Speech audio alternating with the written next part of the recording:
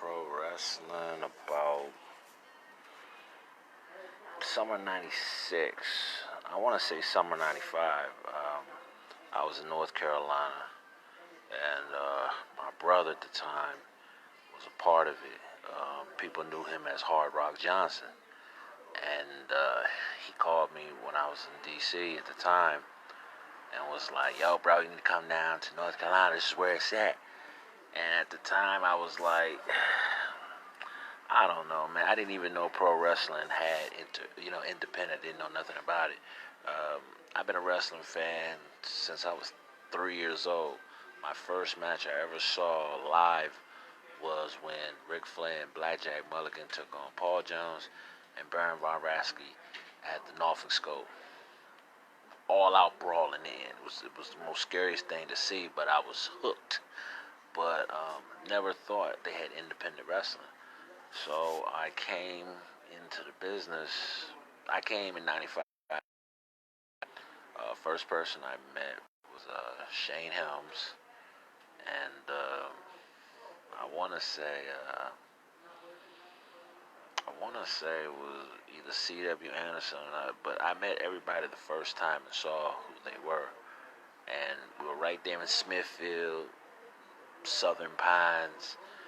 We was up and down the roads almost every weekend.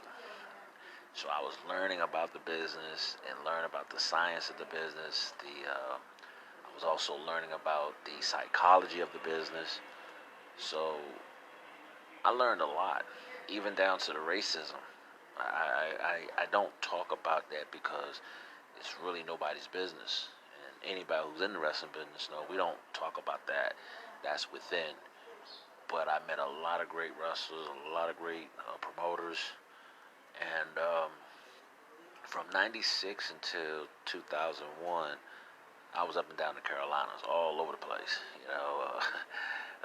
It was usually Fridays, Saturdays, Sundays, occasional one time during Monday and through Thursday, one time during the week. But it was one of the greatest experiences I learned. Matt and Jeff Hardy brought me in the business, and that's a true story. True story was I was at an event, and Matt and Jeff had a female that was doing tapes for their shows, and they came to me and said, "Can you tape shows?"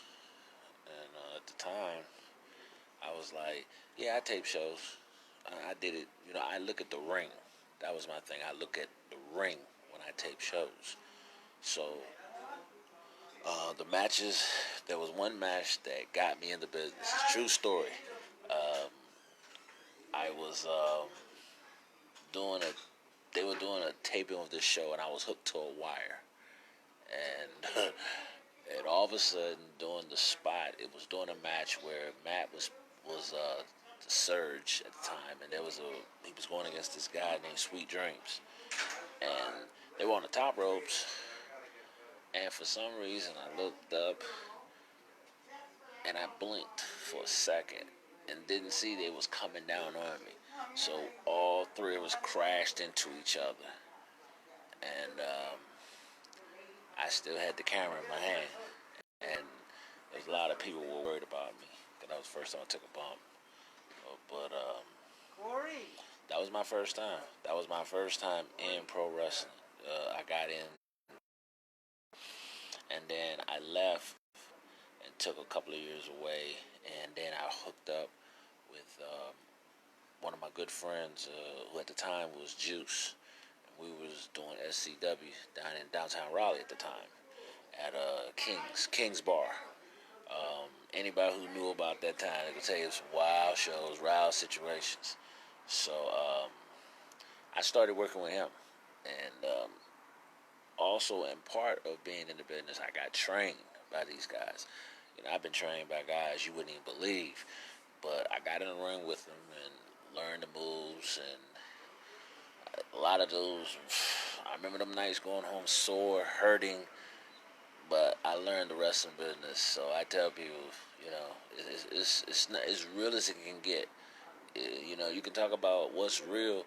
Pro wrestling is more real than what you see out there today. You know what I mean? So um, I came back in back in '04. I was working for a company at the time called Gouge, Gouge, Gouge, and they're still operating to this day. Count Grog and people like that, you know, and once again, the Hardy Boys got me into being a referee. There was a night they didn't have a referee, and they suggested go ask Leland. He can do it. And I've been trying to find videos, but I just found 5 videos from that era, and I'm gonna post it on this page real soon so everybody can see. You could tell I was just as green as all day as a referee, but there was some matches I really did hurt myself because of the way I came down on the mat. But man, great stories, great time I had. I'll tell anybody I had um, more fun in pro wrestling than I had fun in Hollywood. That's no joke because it was great times on the road, learning the business, and great friends came out of it who I still talk to this day. But yeah, man, that's how I got into I got in pro wrestling because of just being a listener and learning the business for what it was. And shout out to Shane Helms, C.W. Anderson, Christian York, um, Mike Maverick, Otto Swans, Champagne, um, Count Grog, Q-Bar Carmichael, if I can remember, Chris the Real Deal Stevenson. There was so many guys I've met that went on to the big leagues, and those my brothers. Those my brothers. You know, they taught me so much about the wrestling business and for what it is. But I always say this: if it wasn't for professional wrestling in the independent circuit, I never would have been able to handle Hollywood because it taught me so much about business and how to deal with it. And that's my testimony, man. It was a lot of great moments on the road. Um, I remember a couple of times going to shows and didn't have gas money to get back, and we're on fumes. Luckily, we got back. Um, I remember one show as a referee. I was in, I want to say it was in Butner or somewhere out in the middle of nowhere, and it was the bikers. Everybody out there is white, and the wrestlers at the time were scared, and I just pretend like, you might think to yourself, oh my God, I'm in a Klan rap. But I didn't think like that. I just went to the bar and the guy said, what's up, brother? And I just went with it like that. I didn't worry about the racist situation because they came to see a show. They respected me. One wrestler spit on me at that show, and I remember, and it caught me off guard, but I always kept my composure as a professional. And man, great stories. I hopefully will be telling those stories soon. But that's how I got in, man. Professional wrestling. Um, Great years. And I thank all the guys who been there for me. Trailer Park Heat. Um, oh my God. Walt Rabin. Um, to the referee. I can't think of his name right now. He was my mentor and referee. And Tommy Young, who I watched a lot of great matches with him, and watching him do his thing.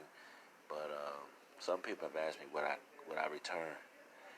As we say in the wrestling business, never say never, you know. But it was the greatest moment in my career. I still have ties to it. I still talk to some guys online, check on them, see how they doing, and who knows? One day I might return. So, so who knows? You know, it was a great experience. Great experience. Once I can say, great experience.